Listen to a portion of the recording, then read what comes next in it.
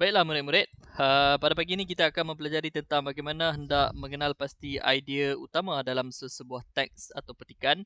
Jadi pastikan kamu terus bersama dengan cikgu.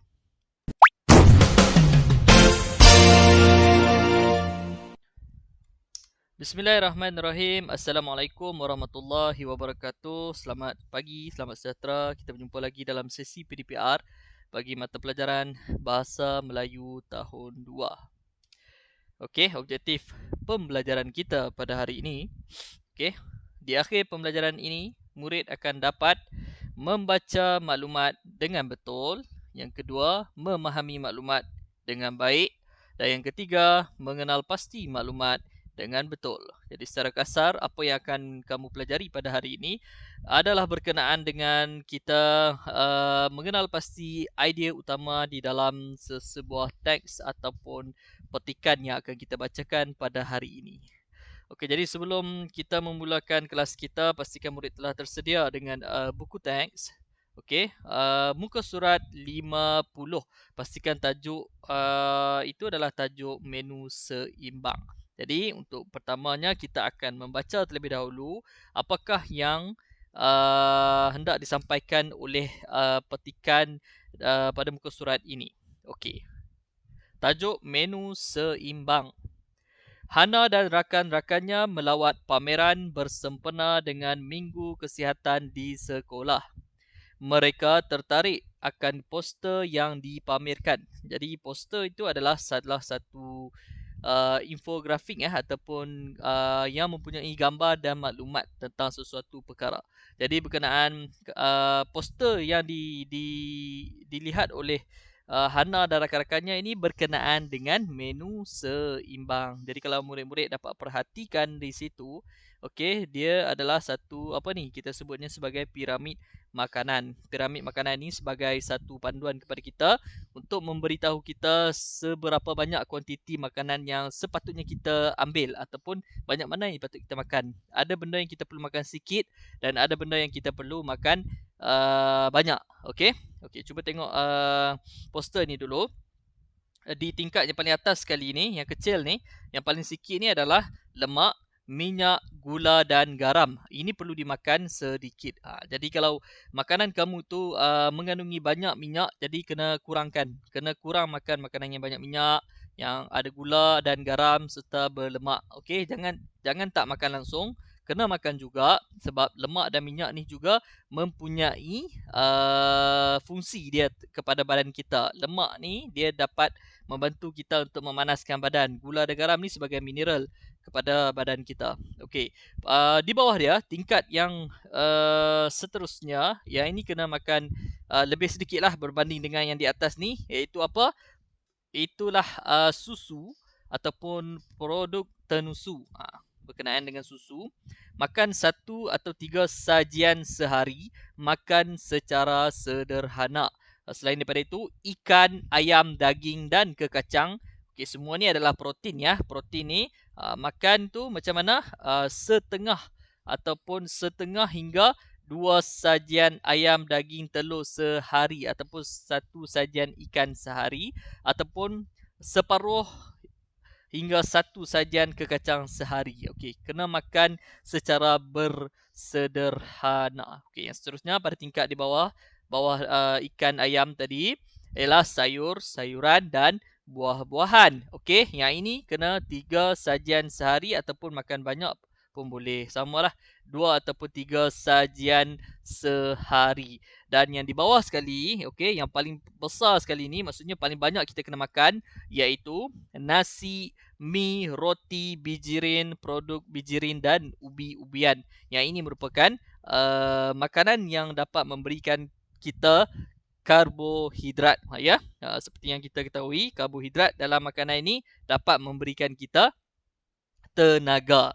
Okey, jadi sajian yang disadangkan adalah 4 hingga 8 sajian sehari. Paling kurang 4, paling banyak 8 sajian sehari, kena makan secukupnya. Okey. Jadi poster ini menerangkan kepada kita tentang berapa banyak ataupun banyak mana makanan yang kita perlu makan, bergantung kepada kumpulan-kumpulan dia. Macam bawah sekali kumpulan nasi, mi, roti, bijirin, produk bijirin dan ubi-ubian ni adalah kumpulan yang paling bawah lah. Atas dia sayur-sayuran dan buah-buahan. Atas dia adalah tenusu dan ikan, ayam, daging, kekacang. Dan atas sekali adalah lemak. Okey. Yang bawah sekali ini adalah karbohidrat. Dia dapat bagi karbohidrat kepada badan. Di atasnya sayur-sayuran dan buah-buahan dapat memberikan kita vitamin lah untuk elakkan kita daripada mudah terkena penyakit, untuk sentiasa pastikan kita sihat. Yang seterusnya di atas dia adalah ikan, ayam, daging, susu ni adalah protein untuk membantu tumbesaran kamu. Makan banyak kamu akan cepat membesar. Okey, dan yang last sekali, yang atas sekali adalah lemak, minyak ni dia membantu kamu dari segi memanaskan badan dan memberi mineral kepada tubuh badan kita. Okey, itu adalah berkenaan dengan poster. Saya rasa saya rasa murid dah faham tentang poster uh, piramid makanan ini. Okey. Seterusnya kita baca pula di sebelahnya. Menu sihat harian mestilah seimbang dan mempunyai 4 kumpulan makanan seperti yang kelihatan dalam piramid makanan Malaysia, iaitu ini nama dia piramid makanan Malaysia, poster ni. Okey, yang pertama, hasil bijirin seperti nasi, mi atau roti, bawah sekali ya. Tingkat yang kedua, buah-buahan dan sayur-sayuran. Tingkat yang ketiga, ikan, ayam, daging, telur serta susu dan produk tenusu. Dan yang atas sekali yang keempat, tingkat yang keempat paling sikit, lemak, minyak, gula dan garam. Jadi, apa yang nak disampaikan dekat sini? Ini adalah petikan dia. Idea utama yang hendak disampaikan adalah menu sihat harian perlu ada hidangan utama yang terdiri daripada hasil bijirin dan 3 hidangan yang lain. Okey. Daripada maklumat dalam poster dan petikan ini, teks ini, kita dapat simpulkan idea utama. Idea utama tu apa? Idea utama tu apa yang nak disampaikan. Petikan ni nak bagi tahu kita apa? Itu adalah idea utama. Petikan ni dia nak beritahu kita apa yang penting yang dia nak sampaikan kepada kita. Yang paling penting, apa yang nak disampaikan ni di bawah ni. Menu sihat harian perlu ada hidangan utama yang terdiri daripada hasil bijirin dan 3 hidangan yang lain. Maksudnya, dia kata kalau nak makan makanan yang sihat, menu tu maksudnya satu makanan lah. Makanan macam mana? Campuran makanan yang kamu makan tu. Nasi ke ayam ke apa kan? Itu menu. Menu tu kena ada bijirin dan 3 hidangan yang lain. Kena ada 3 yang lain tu maksudnya kena ada sayur, kena ada ikan atau ayam atau daging dan kena juga ada lemak, minyak, gula ataupun garam. Itu adalah idea utama untuk poster dan teks yang dibekalkan kepada kita. Jadi, saya harap kamu faham. Seterusnya, kalau kamu perhatikan dekat bawah itu, terdapat juga yang tadi piramid makanan Malaysia yang atas tu, ni terpotong ni yang atas tadi. Sekarang ni dia tunjukkan kepada kita ialah pinggan sihat Malaysia. Pinggan sihat Malaysia. Nampak? Yang ini ikan ni suku Suku. Suku ni maksud dia suku dia berapa banyak dia, kuantiti dia adalah suku. Okey, yang di bawah ni suku juga nasi. Yang ini separuh. Ini kamu kena ni sikit lah, ada kaitan dengan matematik sikit. 1/2 ni adalah separuh, 1/4 suku, 1/4 suku. Jadi pinggan ni adalah pinggan kita panggil sebagai, biasanya orang sebut pinggan ni adalah pinggan suku separuh. Ni suku separuh. Suku banyak ni lah. Suku banyak ni. Kalau separuh banyak ni. Okey. Okey, jom kita baca petikan dia. Pinggan sihat Malaysia membantu kita mendapat makanan seimbang. Nombor 1, isi suku pinggan dengan hasil bijirin serta nasi, mi atau roti. Okey, suku yang pertama ni isi dengan hasil bijirin, nasi ataupun mi ataupun roti. Mana-mana lah. Macam ni dia bubuh nasi. Yang kedua, isi suku pinggan lagi dengan ikan atau ayam atau daging atau telur. Ni nampak suku yang kedua yang atas ni, kamu isikan dia dengan ikan ke ataupun ayam atau daging ataupun telur. Okey, dan isi yang ketiga, isi separuh pinggan dengan sayur dan buah. Maksudnya yang separuh ni, yang banyak sikit ni, kamu letakkan buah dan sayur-sayuran. Jadi makanan ini, suku-suku separuh ni adalah makanan yang sihat untuk kita amalkan setiap hari. Dan ditambah pula di sebelah dia ni adalah segelas air. Bagi melengkapkan hidangan, minum air kosong atau minuman tanpa gula, susu atau produk susu. Jadi untuk lengkapkan hidangan ni jadikan dia lebih sihat, dia ataupun kita disarankan untuk minum air kosong tanpa gula. Kalau kamu biasanya macam mana kan? Kalau minum air kosong tu baguslah.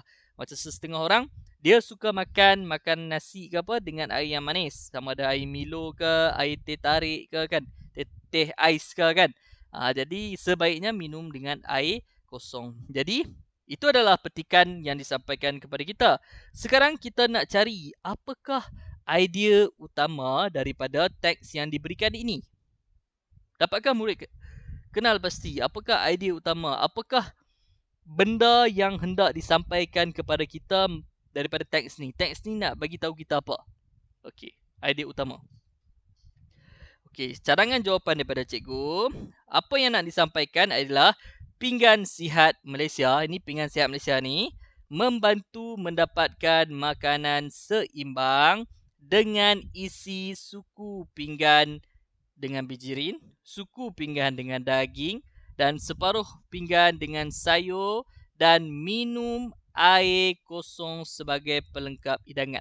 Jadi dia nak memberitahu kita bahawa pinggan makanan suku-suku separuh ni adalah satu apa orang kata menu ataupun hidangan yang patut diamalkan dan ia adalah sihat untuk kita amalkan. Macam mana nak amalkan? Ni saya nyatakan kat sini, iaitu dengan suku dengan bijirin, suku dengan daging atau ikan atau ayam dan separuh lagi dengan sayur dan buah-buahan ditambah pula dengan air kosong. Jadi itu sebenarnya yang hendak disampaikan oleh teks ataupun petikan ini. Saya tahu ramai antara kamu yang mesti masih keliru apakah yang dimaksudkan dengan idea utama.